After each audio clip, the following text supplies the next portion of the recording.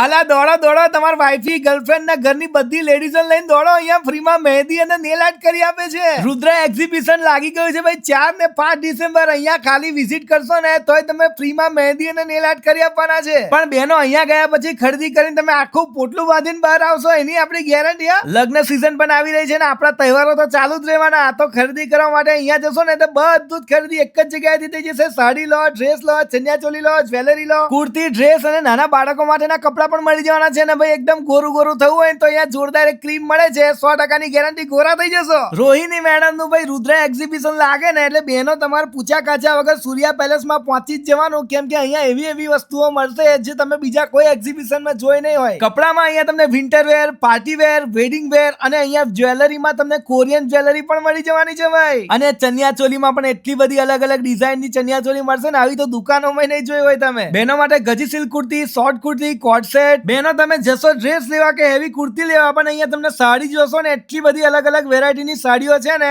કે લગ્નની ખરીદી કરવા જશો તમારી પણ બાજુવાળાની પણ ખરીદી કરીને લાવશો. એટલું જોરદાર કલેક્શન છે અહીંયા. હું તો કહું છું ખરીદી કરવા માટે અલગ અલગ દુકાને જાઓ એના કરતા અહીંયા જશો બધી ખરીદી એક જ જગ્યાએથી થઈ જશે. એટલે તમને મુખવાસ પણ જાત જાતનો મળી જવાનો છે. અને રેડીમેડ ડ્રેસ ના લેવા હોય તો અહીંયા કાપડ પણ મળે છે અને બેડશીટ પણ મળે છે. અને આ એક્ઝિબિશન 4 અને 5 ડિસેમ્બર સુધી જ છે ભાઈ, તો રાહ જોયા વગર પહોંચી જ જજો.